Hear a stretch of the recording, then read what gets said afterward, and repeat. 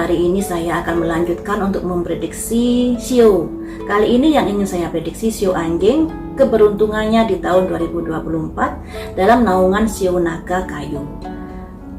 Prediksinya masih general, jadi ada yang resonate juga ada yang tidak, mohon dimaklumi ya. Semoga saja prediksi ini bisa bermanfaat untuk kalian, bisa mawas diri bagaimana yang harus dijalankan di tahun 2024. Prediksi shio anjing di tahun 2024.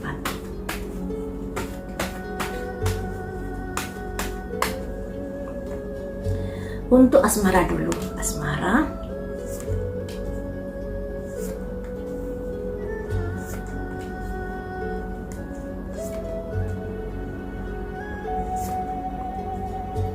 Asmara menghadapi hambatan masalah, teman-teman. Untuk karir shio anjing,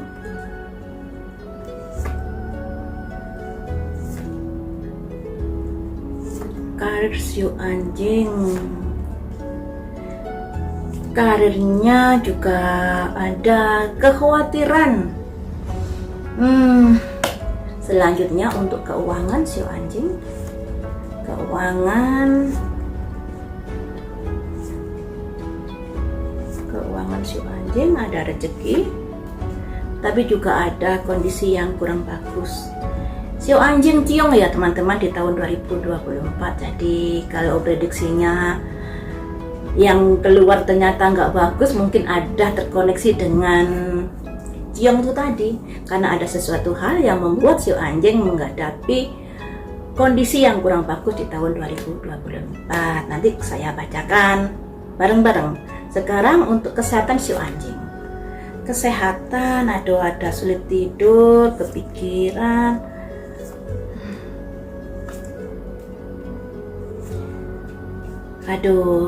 Shio anjing di tahun 2024 harus bersabar. Jadikan ini mawas diri ya. Yang pertama untuk hal asmara. Kamu memiliki kenalan baru. Di mana kenalan baru ini kamu merasa sudah klik, kamu merasa cocok. Wah, ini seakan-akan jodoh saya. Saya sangat beruntung bertemu dengan orang ini.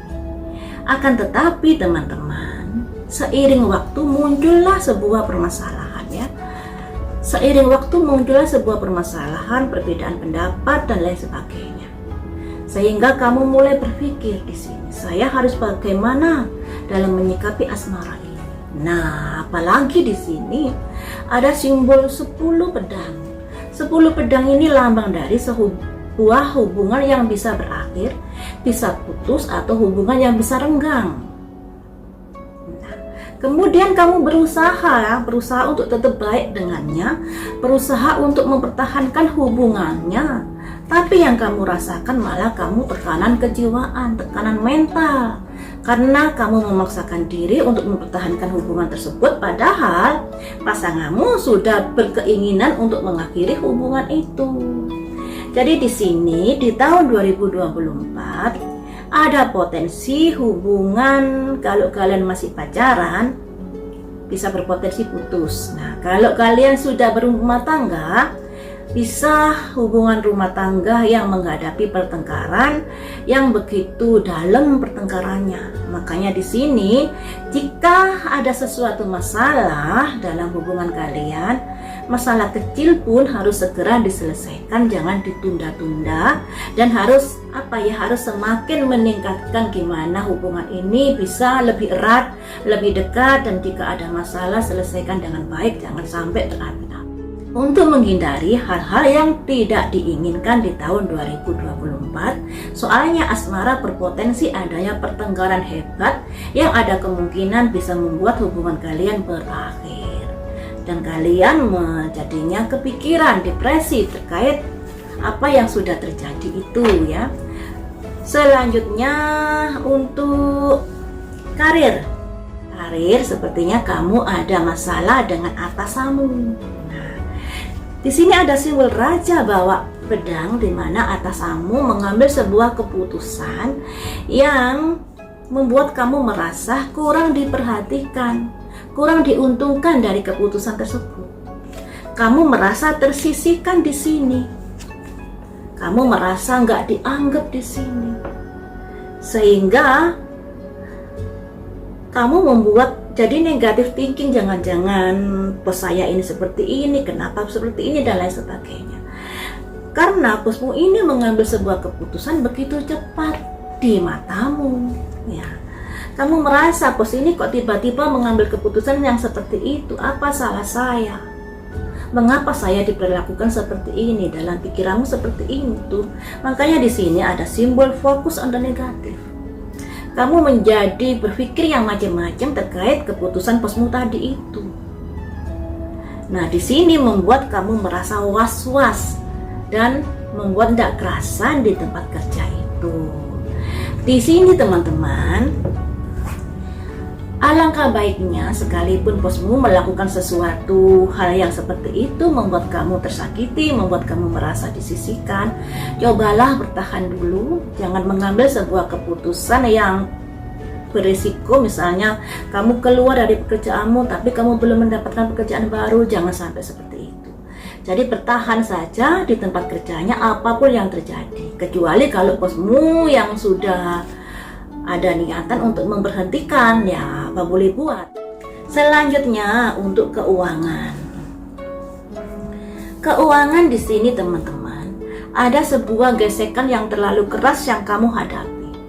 Gesekan ini bisa dikatakan keuangan yang seret, ya, sehingga kamu harus mengencangkan ikat pinggang dan memulai sebuah usaha atau memulai sebuah pandangan gimana agar uang saya ini meningkat dan lain sebagainya. Kamu udah berusaha sebenarnya, ya. Walaupun di sini ada tantangan yang begitu kuat terkait dengan kebutuhan hidup yang semakin tinggi, sedangkan pendapatanmu juga mungkin itu saja, sehingga kamu merasa kekurangan di dalam mencukupi kebutuhan hidup. Sehingga di sini kamu harus berpikir pada hal yang penting saja dalam pengeluaran. Kamu nggak boleh boros di sini.